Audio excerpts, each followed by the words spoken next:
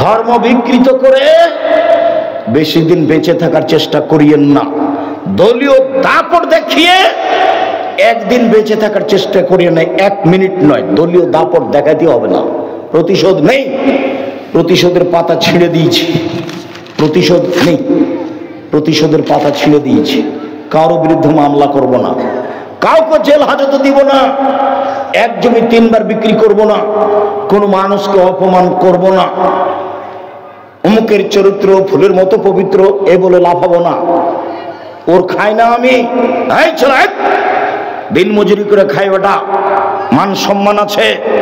মানুষের পিছে পিছে ঘোড়া বেড়াতে রাজি নই, দোকানে বসে আড্ডা পিটতে রাজি নই। দোকানে বসে আড্ডা পিটবো কেন? আব্দুর রাজাক বিন ইউসুফ বলেছেন, বাপের জমিদারি আছে, ব্যবসা করে খাবো। টাকা নেই, চকলেট বিক্রি করে ব্যবসা করব, লোন নিব না। যদি চকলেট বিক্রি করে খেতে না পারি, দিন মজুরি করে খাবো। সারা দিন কাজ করব, বিকালে 500 টাকা পাবো, এটা আমার কোটি টাকা। এইভাবে জীবিকা নির্বাহ করব। লোন নিয়ে বাড়ি গাড়ি করে জাতিকে হুঙ্কার দেখিয়ে লাভ হবে না। আপনার জানাজাই হবে না। হুজুর টাকা নিয়ে জানাজা করেছে, হুজুর জবাব দিবে, আমাকে ডাকেন দেখি কত টাকার মালিক আপনি। কালকে বলিয়েন আমার আব্বার ব্যাংকে লোন আছে, আপনাকে 5 কোটি টাকা দিব, এসে জানাজাটা করে দেন, দেখি আপনার কি সাহস। আমি দেখি। আমার জীবনে 1 মিনিটের জন্য আমাকে কেউ পয়সা দেখে কিছু করাতে পারেনি। সভাপতি সেক্রেটারিকে 1 মিনিটের জন্য আমি হিসাব করতে পারিনি, তাকে সম্মান করি, বাস। ও 10টা টাকা দিবে, তারপর আমি যাব। এইরকম 1 মিনিটের জন্য আল্লাহ আমার কাছে ব্যবস্থা করেনি। সামনে ফিরে আছি। শুনুন সম্মানিত দিনী ভাই বোন, ক্ষমতা দেখিয়ে দাপট দেখিয়ে 1 মিনিট বেঁচে থাকবেন না। ফেরাউন ডুবে গেছে 1500 বছর পরে হলেও আপনাদের নেত্রীর বয়স ছিল 45 মিনিট। হুঁশ হয় না কেন? বিবেচনা হয় না কেন? দলীয় দাপট কেন? ক্ষমতা কেন? ক্ষমতার পাতা ছিঁড়ে দিবেন। প্রতিশোধ নেই দুনিয়াতে। 3টা কাজ করবেন কর্ম হিসাবে, 4টে। 1 5 ওয়াক্ত সালাত, 2 হালাল রুজি, 3 কোরআন তেলাওয়াত, 4 দোকানে বসে আড্ডা পিটা হারাম। এটা হারাম কেন? রাত 10টায় ঘুমিয়ে যেতে হবে যে কোনো মূল্যে। বাড়িতে প্রেসিডেন্ট আইয়ুবের কারফিউ জারি থাকবে, কারফিউ জারি আছে বাড়িতে। রাত 10টার মধ্যে ঘুমিয়ে যেতে হবে। পড়াশোনা করছে যারা, তারা ব্যতীত। না ঘুমালে তোর দাঁত খুলে দেবো, আমি তোর বাপ বলছি। 10টাতে ঘুমাতেই হবে। কেন? একরাহুল কালাম আবাদ আলী সাহেব আল্লাহর নবী এশার সালাতের পরে কথা বলা ঘৃণা করতেন। একরাহুল নওয়াকাব আলী সাহেব আল্লাহর নবী এশার সালাতের পূর্বে ঘুমিয়ে যাওয়া ঘৃণা করতেন। মনে রাখতে হবে ছেলে তোমাকে। 1 এশার সালাতের পরে কথা বলা ঘৃণিত কাজ, এশার সালাতের পূর্বে ঘুমিয়ে যাওয়া ঘৃণিত কাজ। 10টার মধ্যে 10:30টার মধ্যে ঘুমাতে হবে যে কোনো মূল্যে। 3টায় উঠো, তাহলে কয় ঘন্টা ঘুম হলো? 10টায় ঘুমিয়েছো, 3টায় উঠেছো, কয় ঘন্টা? 5 ঘন্টা। 4টায় উঠেছো, কয় ঘন্টা? কেন তোমার উঠবা তুমি? তোমার সাথে কথা বলার জন্য আল্লাহ তাআলা 7ম আকাশ থেকে 1ম আকাশে নেমে এসেছেন। তুমি কোন শরমে ঘুমিয়ে থাকো?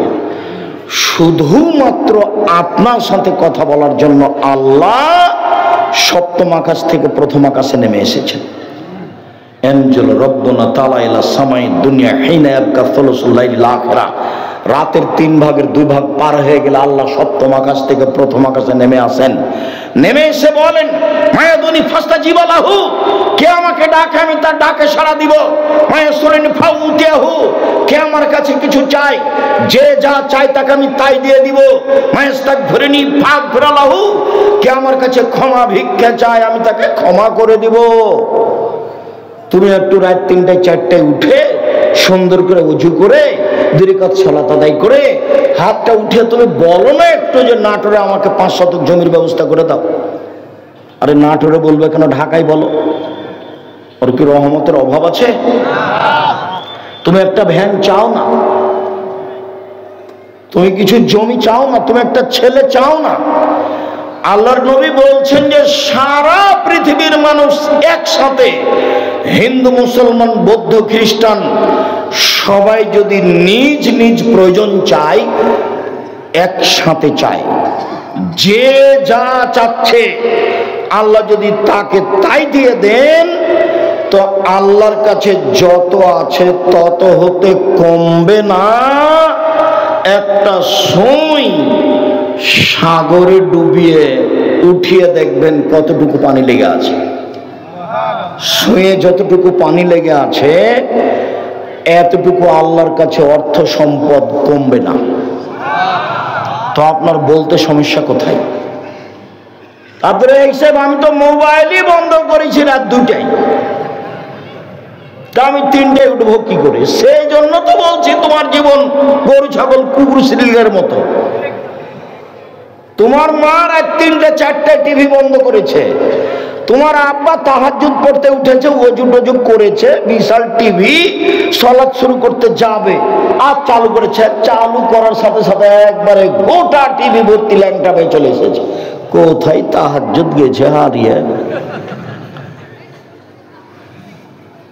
হযরতুন নবী শাহওয়াত আমি বলিনি, মুহাম্মদ সাল্লাল্লাহু আলাইহি ওয়াসাল্লাম বলছেন মনের ইচ্ছা দ্বারা জাহান্নাম ঘেরা আছে। হযরতুল জান্নাত বিল মাকারিহ, নিয়ম নীতি কষ্ট ক্লেশ দ্বারা জান্নাত ঘেরা আছে। জোর করে জান্নাত পাওয়া যায় না, জোর করে জাহান্নাম পাওয়া যায়। 3টে পথ সহজ। এক, সচ্ছল অসচ্ছল অবস্থায় দান করুন, জান্নাত হবে। 2, অল কাজে মিনাল গাইজ, রাগ দমন করবেন, বউকে মারবেন না, গালি দিবেন না, পাড়া প্রতিবেশীর সাথে কোনো রাগ নেই, দল সংগঠন করে এইভাবে মারামারি করবেন না। কতদিন বললাম যে ওরা 2 জন বোন খুব একজন আর একজনকে ভালোবাসে, দেখতে শুনতে সুন্দরী, ভদ্র, নম্বর মাস্টার ডিগ্রি পাস করেছে। এক বোনের বিবাহ হয়েছে আওয়ামী লীগ লোকের সাথে, আর এক বোনের বিবাহ হয়েছে বিএনপি লোকের সাথে। তারা এখন আর কথা বলে না। তো তুমি মানুষের বাড়িতে কাজ করে খাও, এখানে এলে কেন? তোমার শরম হয় না কেন? তুমি দোকানে বসে আড্ডা পিটো কেন? আড্ডা পিঠা চিরদিনের জন্য হারাম। দল সংগঠন করে কাউকে ছোট করার চেষ্টা করিও না। ও বিপদে পড়লে তুমি খুশি হবা। শোনো, আমার চোখের সামনে এক দলের লোক বিপদে পড়েছে, তো আর এক দলের লোক গরু জবে করলো, গরু জবে করলো আমার চোখের সামনে। 2 ভাই ঝগড়া লেগেছে বাপ মরার পরে। তো ঝগড়া লেগে এক ভাই বলছে থাম রে থাম, আমি তো এখান থেকে চলে যাব, আমার ভাগটা এমন লোকের কাছে দিব না যে তোকে গুতাইতে পারে, যে তোকে গুতাইতে পারে। এরা 2 ভাই, 2 ভাই 2 দল করে, আবার মারামারি করে ঢেঁকি কেটে ভাগ করে নিয়েছে। এই ঢেঁকি কেটে ভাগ করে নিয়েছে, এটা আমার চোখের সামনেকার ঘটনা। এক, ভ্রান্ত হুজুর, এটা আমার আশঙ্কা, হুজুর ধর্ম বিচার খাবে। 2, এমামুল জায়ের স্বৈরাচারী, স্বেচ্ছাচারী, অহংকারী, বদমেজাজি, বিশ্বাসঘাতক নেতা হবে, এটা আমার আশঙ্কা। 3, হাওন মুত্তাবা, মানুষ মন মতো চলবে, মনে যেটা বলবে সেটাই করবে। মনে বলছে দাড়ি চেঁচে দে, দাড়ি চেঁচে দিয়েছে। মনে বলছে দাড়ি এক মুষ্টি, তো তাই রেখেছে। মনে বলছে মাথার চতুর্দিক চুল চেঁচে দাও, উপরটা রাখো, খ্রিস্টানের নেই, ওই খেলোয়াড়ের মতো করে, তো করছে। মনে বলছে স্কিন পায়জামা পর, মহিলা মানুষ হলে কি হবে। আবার বলছে যে মনে বলছে যে এমন পায়জামা পর আর একজন যেন ঢুকে যায়। তোমার বাপ দেখে না, এই ছেলে তোমার বাপ দেখে না, ওর বাপ নাই, ওই মেয়ের বাপ নাই। এই চলো দেখি, বাপের ক্ষমতা দেখিয়েছি তোমাকে, মায়ের ক্ষমতা দেখে আলোচনা যায়। মা কাকে বলে? 1 মিনিট। জাবের বলছেন যুদ্ধ করে আসছিলাম আমরা, আল্লাহ নবী বললেন মদিনায় ঢুকতে হবে না, এখানে বসি, তারপরে আমরা মদিনায় যাব। জাবের বললেন আল্লাহর নবী আমি নতুন বিবাহ করেছি, আমাকে বাড়ি যেতে অনুমতি দেন। তখন আল্লাহ রাসূল অন্য কথা বলতে লাগলেন, ও তুমি নতুন বিবাহ করেছ, তো কুমারী মেয়ে বিবাহ করেছ না তালাক প্রাপ্তা মেয়ে বিবাহ করেছ? তখন জাবের বলছেন, আমি তালাক প্রাপ্তা মেয়ে বিবাহ করেছি। ওর বিবাহ হয়েছিল, ওর স্বামী তাকে ছেড়ে দিয়েছে, আমি তাকে বিবাহ করেছি। তখন আল্লাহ নবী বলছেন, কুমারী মেয়ে কেন বিবাহ করলে না? তুমি তার সাথে খেলতে, ও তোমার সাথে খেলতো। কুমারী মেয়ে কেন বিবাহ করলে না? তুমি তার সাথে খেলতে, ও তোমার সাথে খেলতো। আল্লাহ নবী তো এই পর্যন্ত বললেন।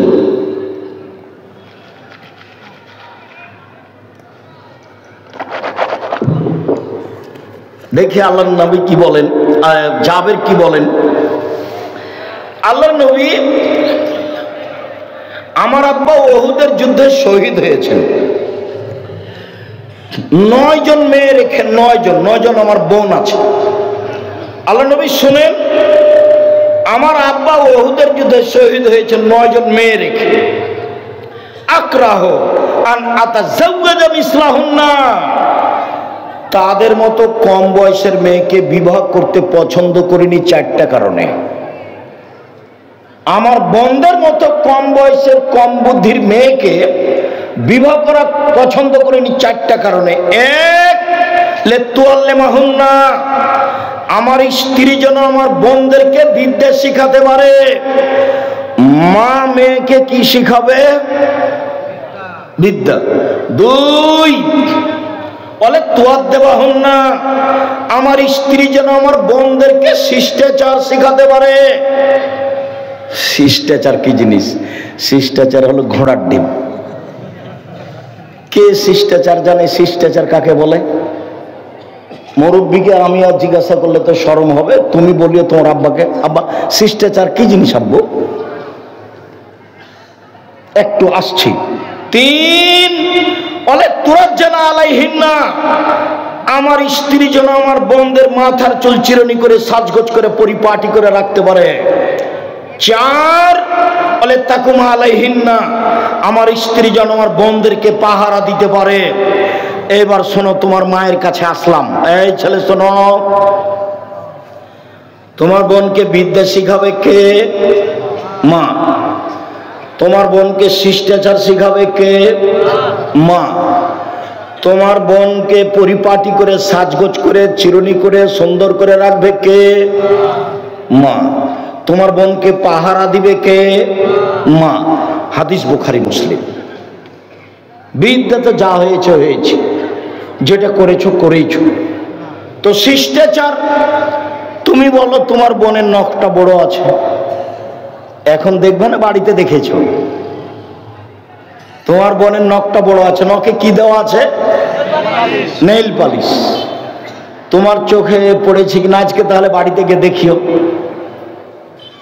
এখন বলো যেটা আমার মা, বলো দেখি।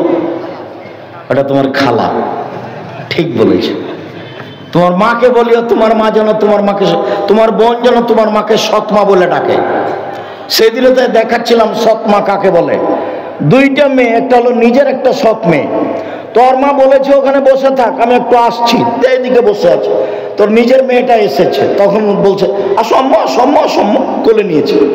কিছুক্ষণ পরে সৎ মেয়েটা আসছে, তখন তোমার মা বলছে এলা আলী কেন, এখানে আলী কেন, ওখানে তোকে বসে থাকতে বললাম, তুই আলী কেন? হলো সৎমা, এটা হলো সৎমা। তো এবার তুমি বলো দেখি, তোমার বোনের ভুরু তুলে চিকন করা আছে, এটা তোমার মা না তোমার সৎমা? ও খালেদা, একটু বলো না, তুমি গল্প করছো কেন? গল্প করছো কেন? শরম হয় না কেন? হায়া হয় না কেন? লজ্জা হয় না কেন? ইতস্তবোধ হয় না কেন? তোমার মাকে খালা বলে ডাকো, তোমার মাকে সৎমা বলে ডাকো। তোমার মা তোমাকে কবর দিয়েছে, কথাই ঠিক। আমি মুসলিম, চিরনবীর মরণকে করি না ভয়। আমার নিজস্ব স্বভাব আছে, আমি মুসলিম। আমি হিন্দু স্বভাবে গড়ে উঠতে রাজি নই, আমি ইহুদি স্বভাবে গড়ে উঠতে রাজি নই, আমি খ্রিস্টান স্বভাবে গড়ে উঠতে রাজি নই।